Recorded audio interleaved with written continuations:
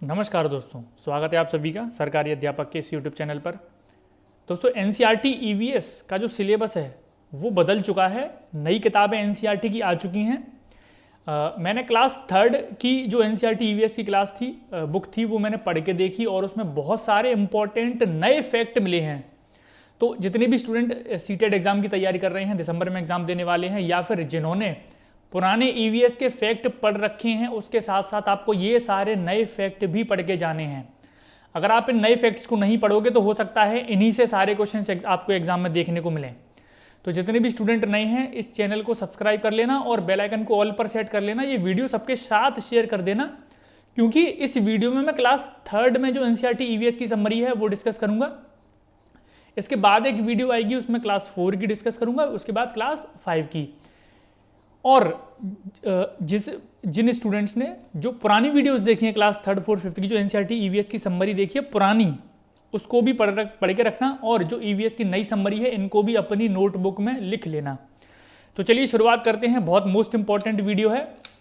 बढ़ते हैं अपने पहले फैक्ट की तरफ। और पहला फैक्ट है दोस्तों, बुरांस या बुरुंस। देखिए बहुत इंपॉर्टेंट फैक्ट है, ये आपको पहले पुरानी वाली ईवीएस में नहीं देखने को मिलेगा। ये क्या है? फूलों का एक वृक्ष है, सुंदर फूलों का एक वृक्ष है, ठीक है, याद रखेंगे। बुरांस का पेड़ उत्तराखंड का राज्य वृक्ष है, ये भी याद रखेंगे। दूसरा फैक्ट। तीसरा फैक्ट ये है कि नेपाल में बुरांस के फूल को राष्ट्रीय फूल घोषित किया गया है, ये इसका तीसरा फैक्ट है, याद कर लीजिए। गर्मियों के दिनों में ऊंची पहाड़ियों पर खिलने वाले बुरांस के फूलों से पहाड़ियां भर जाती हैं। हिमाचल प्रदेश में भी यह पैदा होता है। तो देखिए एक पैराग्राफ से छोटी सी 4 लाइनें हैं, आपके 4 से 5 फैक्ट आपको मिल गए हैं। और इन 4 से 5 फैक्टों से हो सकता है आपके एग्जाम में क्वेश्चन जरूर आए, ठीक है। तो याद रखेंगे पहला फैक्ट क्या है? बुरांस या बुरुंस ये एक वृक्ष है फूलों का, उत्तराखंड का राज्य वृक्ष है, नेपाल में जो इसका फूल है उसको राष्ट्रीय फूल घोषित किया गया है। हिमाचल प्रदेश में भी ये पैदा होता है, ठीक है, याद रखेंगे। पहाड़ी इलाकों में ये इसकी पैदावार होती है। दूसरा फैक्ट है, दूसरे फैक्ट की तरफ बढ़ते हैं दोस्तों। पीकाबू। पीकाबू क्या है? पीकाबू एक खेल है जो छोटे बच्चे जो होते हैं वो खेलते हैं। इस खेल में पहले बच्चे छिपते हैं, फिर अचानक से पीकाबू कहते हुए सामने आ जाते हैं। तो आपने छुपन छुपाई खेल सुना होगा। छुपन छुपाई जैसा ही खेल है, सेम टू सेम वही है, इसको हम पीकाबू बोलते हैं एनसीईआरटी की बुक्स में, ठीक है। तो ये भी आपसे पूछा जा सकता है। बढ़ते हैं अगले फैक्ट की तरफ। ग्रे वागटेल। ग्रे वागटेल क्या है दोस्तों? ग्रे वागटेल एक पक्षी है। यह तमिलनाडु के वलपराई नगर में आते हैं, हर साल आते हैं। वर्षा ऋतु के तुरंत बाद सर्दियों के महीने में इन पक्षियों का स्वागत किया जाता है। वो क्या करते हैं, तमिलनाडु में क्या करते हैं लोग, बहुत बड़े बड़े बोर्ड लगाते हैं इन पक्षियों का स्वागत करने के लिए, उन पर वेलकम लिखते हैं। तो स्थानीय भाषा में इन पक्षियों को सामान्यतः क्या बोलते हैं? वालट्टी कुरुवी, याद रखेंगे, वालट्टी कुरुवी बोलते हैं। ग्रे वागटेल एक पक्षी है जो कि तमिलनाडु के वलपराई नगर में हर साल आते हैं, और वो लोग इसको वालट्टी कुरुवी कहते हैं, ये आप याद रखेंगे। अगला फैक्ट दोस्तों देखिए, ये आपने सुना ही होगा, 56 भोग। ये तो सामान्यतः हर जगह होता है, उत्तर प्रदेश से लेकर जितने भी मिडिल के जितने भी स्टेट हैं उन सभी में होता है। तो आप इसमें ये याद रखिएगा कि 56 भोग जब भी बनता है तो उसमें 6 तरह के रसों का मिश्रण होता है। उसमें मीठा रस भी डालते हैं 56 भोगों में, तीखा, कसैला, खट्टा, नमकीन और कड़वा। तो ये एक छोटा सा फैक्ट था, मुझे लगा आपको बता दूं। 56 भोग सबने सुना ही है, लेकिन ये 6 रसों का मिश्रण भी इसमें डलता है, तो ये आप याद रखिएगा, एक फैक्ट है। देखिए अगला फैक्ट है, मिजोरम में पाए जाने वाला एक फूल है रेफलोशिया। क्या है? रेफलोशिया। ये वहाँ का सबसे बड़ा फूल है। इसका जो आकार है एक छाते के बराबर होता है। आपने देखा होगा एक तरह से जो छाता होता है, जो फूल होता है उसी की तरह का आकार होता है, इस तरह से ये फूल होता है, और ये काफ़ी बड़ा होता है।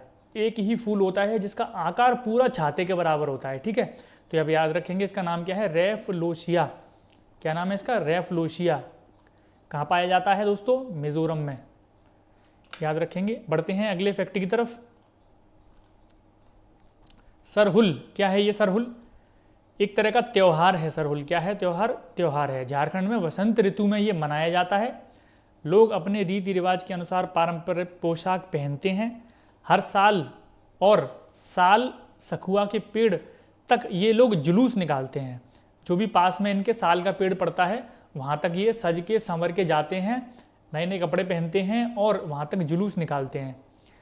वे साल के फूल और ताजे अंकुरित अनाज लेकर जाते हैं, धरती और सूर्य को आदर व सम्मान के साथ भेंट चढ़ाते हैं। वे ढोल नगाड़े और दूसरे स्थानीय वाद्य यंत्रों को बजाते हुए गाते हुए सरहुल का त्यौहार मनाते हैं। याद रखेंगे कहाँ का त्यौहार है? झारखंड का। कहाँ का है? झारखंड का। एक और है, ये इफेक्ट आपने पढ़ाई होगा, विश्व की सबसे विशाल पर्वत जो माला है वो भारत में पड़ती है और वो उसका नाम है हिमालय। हिमालय को बर्फ का घर बोला जाता है। याद रखेंगे क्या बोला जाता है? बर्फ का घर। विश्व की सबसे ऊंची चोटी जो माउंट एवरेस्ट है वो हिमालय में ही है और ये हमारे पड़ोसी देश नेपाल में पड़ती है। माउंट एवरेस्ट की ऊंचाई कितनी है? 8,848 मीटर। कितनी है दोस्तों?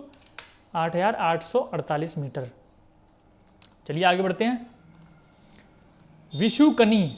विशुकनी क्या है? केरल में नववर्ष के प्रथम दिन को मनाया जाने वाला एक शुभ रिवाज है।